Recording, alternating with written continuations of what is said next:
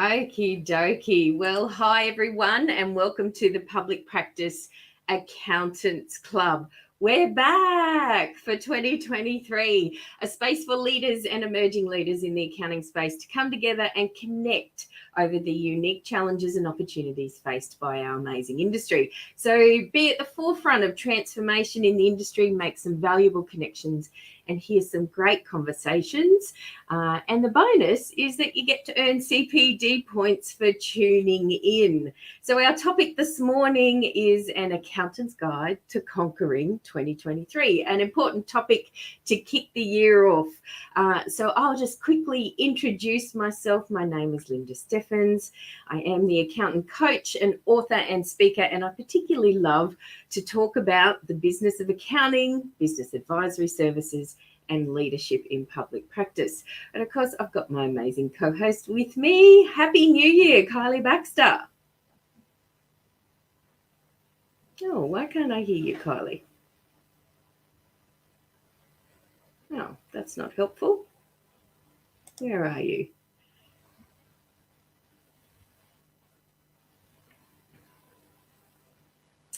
Could we just get, I'm not sure.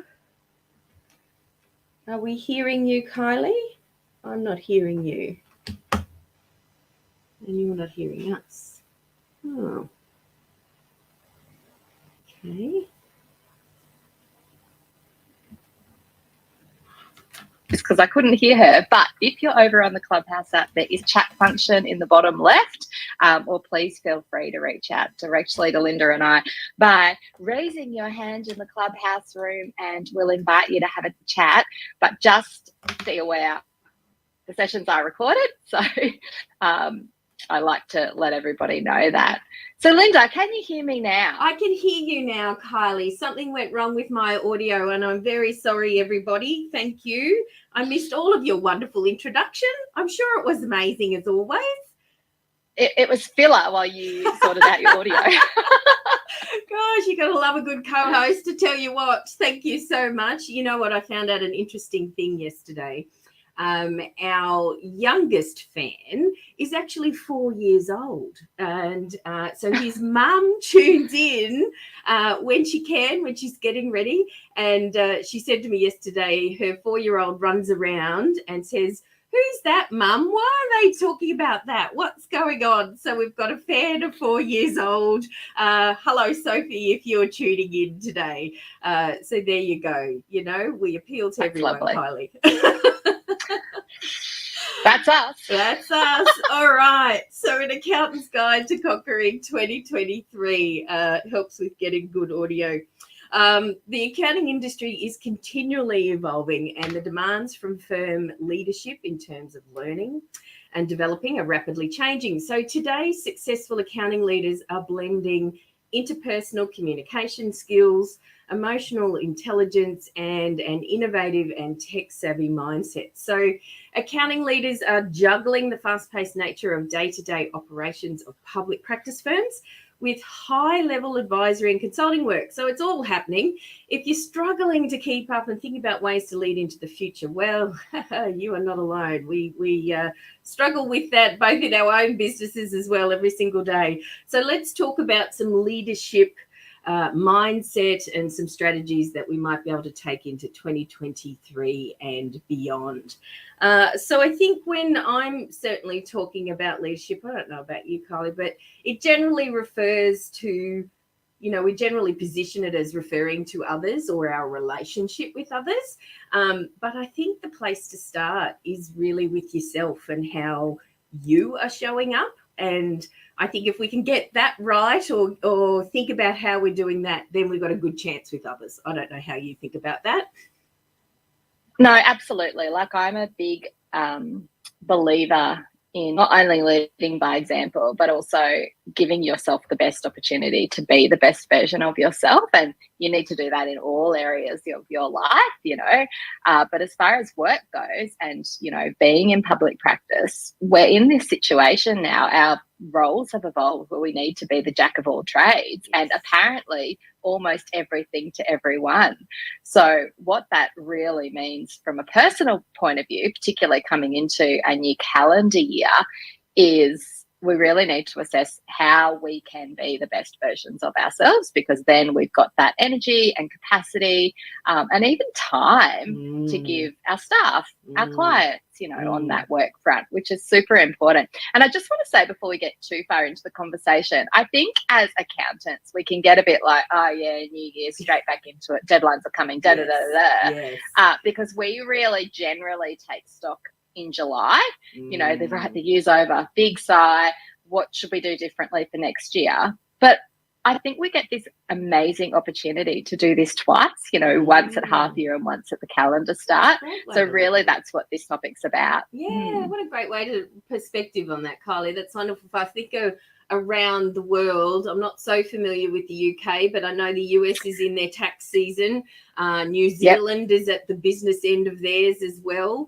And here in Australia, we're hitting that 6 months where we've got all our lodgement deadlines. So, it's a busy time of year for accountants around the world.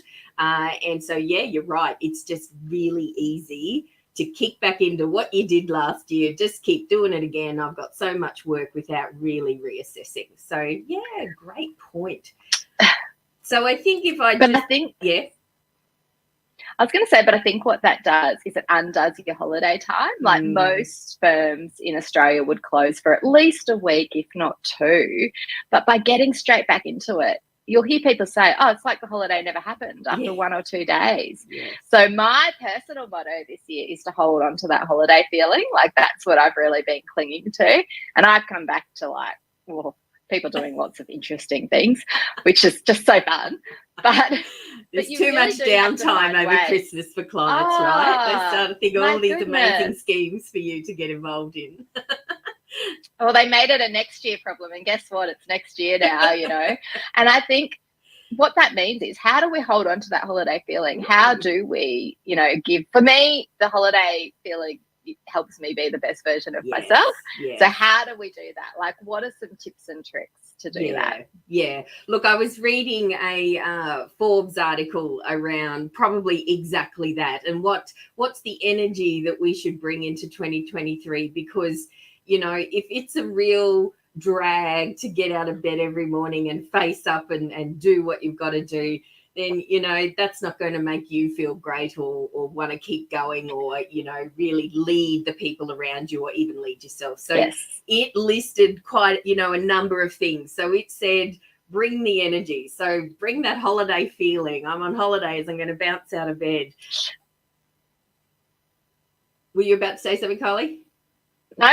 Oh, sorry. It talked about... we're a bit out of sync, everyone. Out of practice. We'll get back into it. We are.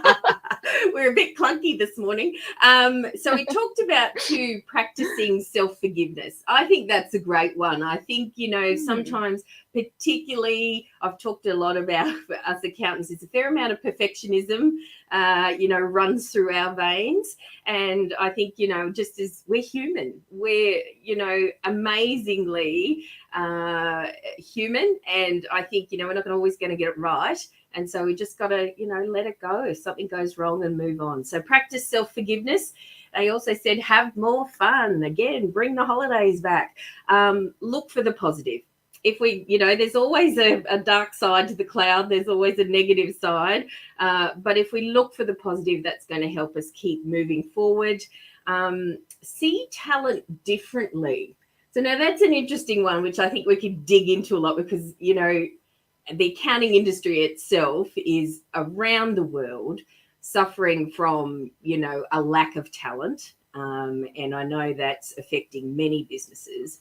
So to just look at them differently, and there's been a lot of talk, I suppose, on LinkedIn and things that I'm reading about being people and purpose-led. So I think getting into that is traditionally, I think that as accountants, particularly in public practice, we've been very client-focused.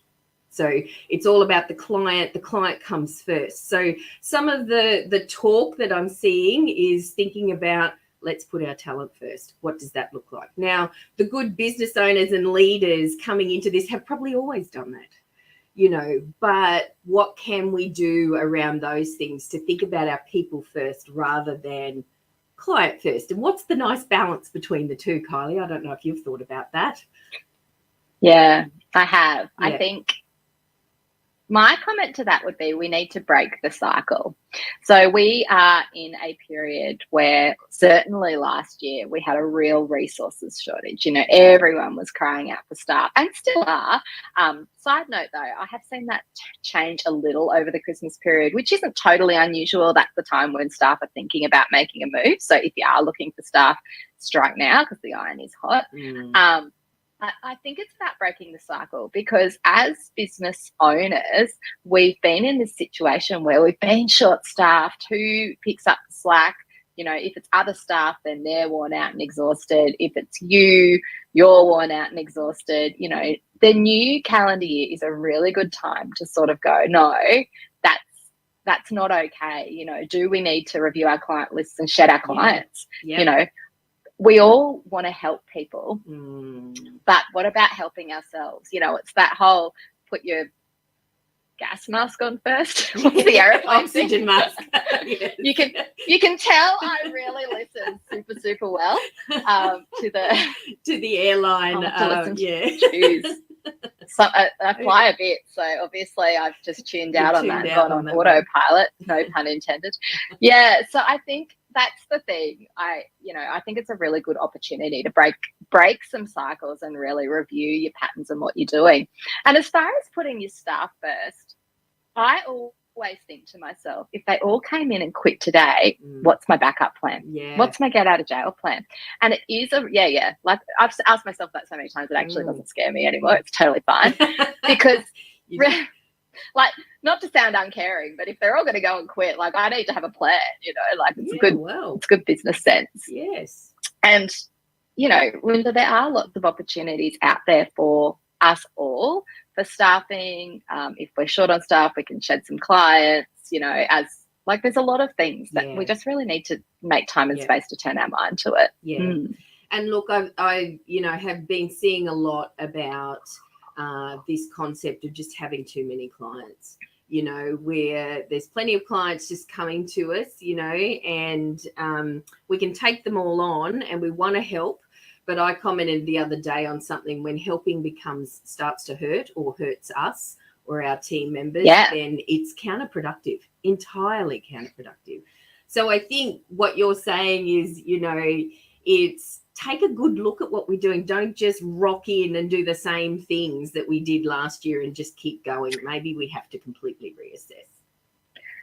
That is totally one of my little notes because I actually prepared for today. I know you'll be horrified. I know. What a surprise. She's prepared. And I actually wrote down here, you know, you can't do the same things and expect a different outcome. Definition of insanity. I love that one. Definition of insanity. And, you know, while this is a conversation that we normally have in July, it's a great opportunity to do it in January, February, even if it's a mini sort of review. Absolutely. What can change, what must change, what can't or won't change. Yes. 3 questions. Yes, absolutely. Okay, so being people and purpose-led. So I think that's, you know, thinking about our people, balancing that with what our clients' needs are. Maybe we've got to do something about that might be, you know, seem a bit radical to us. But, you know, I think it's very important that we're looking after our talent because there ain't much out there. So, you know, and for that, I know, Kylie, we've talked about this before, and we've got a topic coming up in a little while about where have our young accountants gone and how do we get them back, you know, because this image problem that accounting has, and are we attracting the right people or are we attracting enough people? And really the obvious answer is no. Are we attracting people? Are we attracting people with pulses? No. So yes, but so I think, you know, there's a lot that we can do in the space, and it's up to all of us. You know, it's not just one person. It's not just up to the suppliers or the influencers of the industry or, you know, the big players in the game. It's up to all of us to do this. So yeah, being people-led. But what does purpose-led mean? I mean, you know, you're talking about bringing the holiday feeling, jumping out of bed every morning, feeling energized. how do you bring that? Does that relate back to your purpose? I know it relates back to mine. I'm always focusing on what I'm trying to achieve in the long term.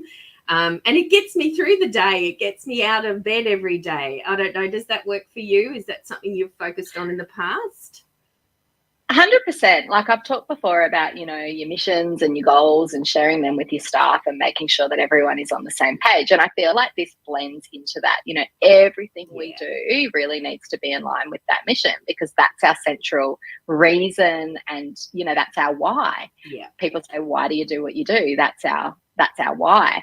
And actually, there was that great CPA article, Linda, that you shared with me this week. I think it's in the Black, and they talk about goal setting and all of that sort of thing in there too. So that one is definitely worth a read. Some of it made me a little bit uncomfortable because it's really specific. And like I said, I'm a July reviewer, not a January to Feb reviewer. Yes. But in reality, we really need to make even the smallest changes. If they help you stay on track with your why, that can only be a better outcome. Yeah.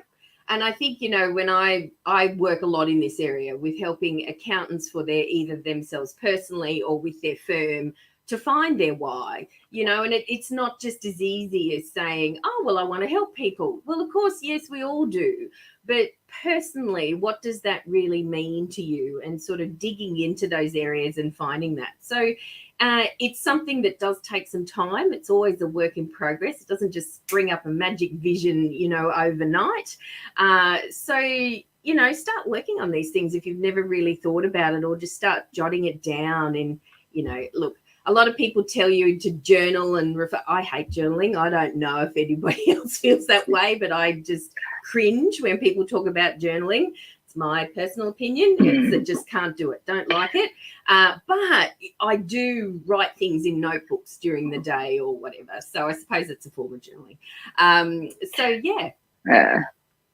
Yeah, look, I think the whole journaling thing is interesting. I'm a real brain dump sort of person. So, really, if I've got something on my mind, you'll often find me in the room with the electronic whiteboard, scratching it all up there. Yeah.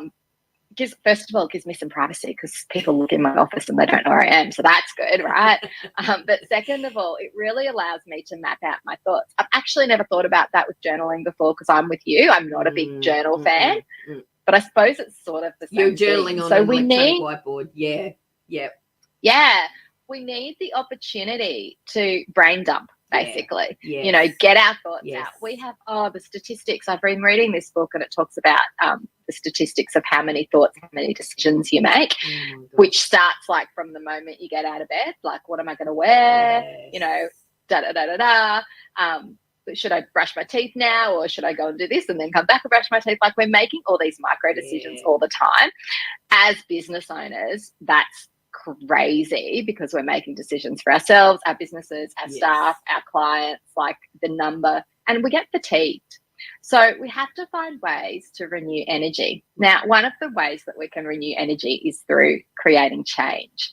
So doesn't that drain energy, Kylie? Does it drain energy? Some people. Okay, right. Okay. Some people have such a negative attitude towards change and are so change resistant that any change drains energy. Yes. But I'm not talking about massive changes. No. I'm talking about micro changes. Yes. Little ones. Little baby ones. I read this article. Anyway, it was this blurb on LinkedIn that John Knight wrote, and he is the owner of Business Depot. And he said that one of the biggest game changers for him was starting work at 9 o'clock. Wow. And I just found, like, really, technically they probably have 8:30 starts or whatever. I don't actually know. Yeah. But it's half an hour. Yeah. That's relatively small. And people think, oh, what am I going to do? So I would challenge people, if they want to cut back their hours or start a bit later, you just have to find that half an hour in the rest of the day. Yeah. That's all. And I think it's just take that little thing and just do it, right? It's just stick to it. Do that one little thing, do it well, conquer that, and then go on to another one if you want to. Exactly. And it doesn't have to be a forever change. It can be a trial. Like, I'm massively into testing.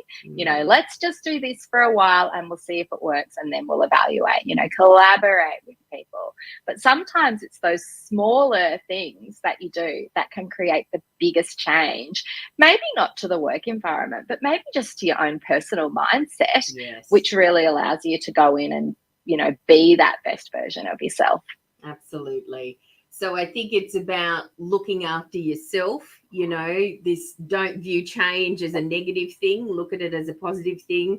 It doesn't have to be a big, all engrossing situation. They can be these tiny little changes. I know I've got one this year that I've been a classic, open my eyes, reach for the mobile phone, check my emails, scan socials before I've even put a foot on the ground. So I've challenged myself this year on no mobile phone before breakfast. So, it's just, and some days I do it and other days I don't, because I've still got that instinctive reach for the phone. So I'm working on breaking that habit. But these tiny little things that, I know will actually just make a difference to how I feel and attack the day. I love that, Linda. And what I would consider doing if I was you is replacing the phone with something. So then you're not so cold turkey. It's a micro step, right? Like, when I do things like that, like, I don't want to do that anymore. Well, what am I going to do instead? Because your gut feel is a natural thing. I think everyone would have this problem. Back in the day, it was like no mobile phones, you're at work, blah, blah, blah. That's like out the window a million years ago. My gov, it was probably the final straw if you hadn't been onto that before. But the problem we've got now is notifications. Like, staff in general are pretty good. They're not going to sit there and openly scroll social media in front, while they're supposed to be working. On the whole, they're not going to do that. But it's the notifications that come through and the distractions. And there's some crazy stats about the number of distractions. So we tend to get really annoyed by that from a staffing point of view. But have we self-assessed and gone, how many distractions am I getting? Exactly. So, very good point. Circling right back to the beginning, how are we showing up? What are we doing? Because if we're letting that happen, then our staff are just going to go, well, they do it. Why can't I? What's the problem? So it's a leadership issue, isn't it? If you want, it's a leadership issue. Yeah, you got to do it yourself. And I can feel every single accounting firm owner in their head going, it's because I work 60 hours a week and you're here for 38.2 hours and then you're out the door, But you can't, like, it doesn't work like that. Someone. It's not a great situation, right? And you want to decide, are you going to lead by example? Is it going to be do as I say, not what I do? What is the best culture for your firm? But my solution to all the notifications is just simply time blocking. That's how I find extra time in my day. Just no emails, no phone. Ignore my buzz on my watch. It's only telling me to breathe anyway. Like, it's fine, You've got that one. and get on with it, because I think we're all guilty. We're fatigued. We're working more hours than most of us would otherwise like to. For me, that goes in ebbs and flows depending on the workload. I don't just sit at that high hour level of work. But I know a lot of people are, because we've had a resourcing issue. So find a solution, even if it is, I've got to find a solution. I've got to get more help. What does that look like? Yes. I have most notifications just completely turned off. My phone is always on silent. And I suppose it's the concept of I choose to pick it up when I want to pick it up and just scroll and have a look at what's happening. Not that it dictates to me, because that little piece of technology can absolutely dictate what you're doing if you let it. So I think that's a common thing. One of the little hacks that I will share for those iPhone users is you used to have to go in and turn all your notifications off and and it would actually take a long time to do. And I know that was a barrier of resistance for people that even didn't want notifications anymore. Now with the new update, it's got this focus thing. You can actually set work focus, and you can set several work focus, and it will turn on and off, I think, depending on your location. Like, if you go to work, like your home office or your office or whatever, or just by time. So that's how I've got mine set up. I've got work focus on. So I think every like 3 hours or something, it comes off for 10 minutes and my phone goes, which is not so good if I'm in a meeting, but that's cool. I'll sort that out. But yeah, I think that's a really good hack because it really does. Every time you pick up your phone and do something, you lose a couple of minutes. Now, add that up over the course of the day. It's another decision that you were talking about. It's another decision that you make, and another decision, and another decision. And there's just decision on top of decision on top of decision. And it's fatiguing us. Modern life fatigues us. So, you know, we've got to be conscious of that. And the time factor, Linda. If you pick up your phone and it takes you 1 minute and you do that, people do it 30 times a day at least. Like if you go into that report and it's pickups, you're like, whoa, that's a lot of times. That's half an hour of your day that you've just found by not doing that. We also know that for maximum productivity, doing the same thing over and over is great, right? We know that in all industries. So deal with your phone in one hit, deal with your emails in one hit, deal with all your staff in one hit, you know, don't because that's horrible. And all of us, well, the most viewed room or recording that we had, Kylie, was the zero inboxing for accountants. So, you know, it clearly is something that we're still struggling with, you know, so people are still looking for topics, tips and tricks and hacks and all of those things around that, because it's still a bit of a struggle, and it's a struggle for all of us. So, and we're human. Some days you get it right, some days you don't. But, you know, with these little things, all of a sudden you found that half an hour in the day and you're starting work at 9 o'clock, just like John Knight. So there you go. I think that's a great way to go about it.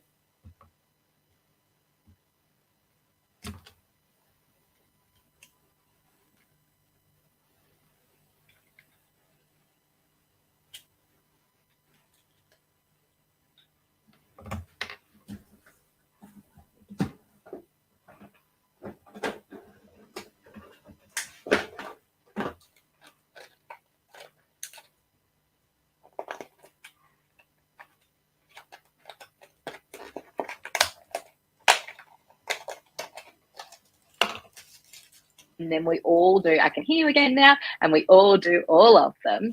That'll save us over an hour of time. So think about challenging your team to find time hacks as well, because it makes everyone more productive, everyone happier.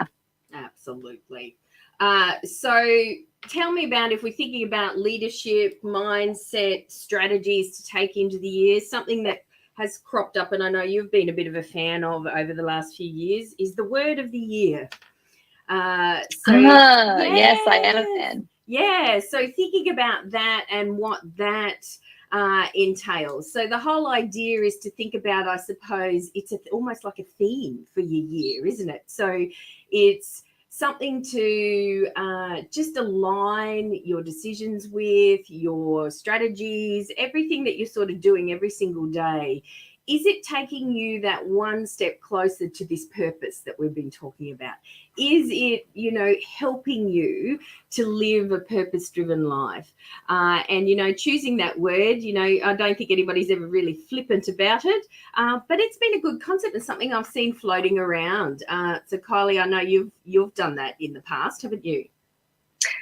Yeah, I think this is probably like my 5th or 6th year of doing Word of the Year. And, you know, some years go better than others. Sometimes last year I had a really tough season, to be really honest. You know, from a work point of view, we had, I was short-staffed. It was a real season of me really putting my head down and really working.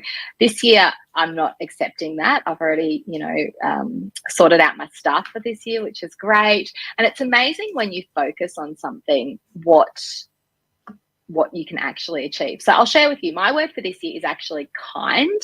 And a lot of that is about being kind to myself, because like this whole conversation goes, I know that if I am in a really good place, I'm the best version that I can be for my family and all of that external. But as far as business goes, for my clients and my staff, to be fair, I was so overworked last year that, and knowingly overworked, not just in a rut of, well, this is how it's going to be forever. I knew that it was because of this and this factor that I just wasn't my best self. I was tired, and I was really having to put it on, which is exhausting. You know, put it on for clients, put it on for stuff. It's totally exhausting, and it leaves almost nothing for me with my family, which is not okay either. No. So my word for this year is kind, and what that meant for me is I sat down, I went, right, this is my word. What does that mean to me? It means that I need to do this, this, and this, and then the offshoots of that. So I did this in the boardroom on the whiteboard, obviously. Then my offshoots for that were, right, first of all, I need to work out my stuff.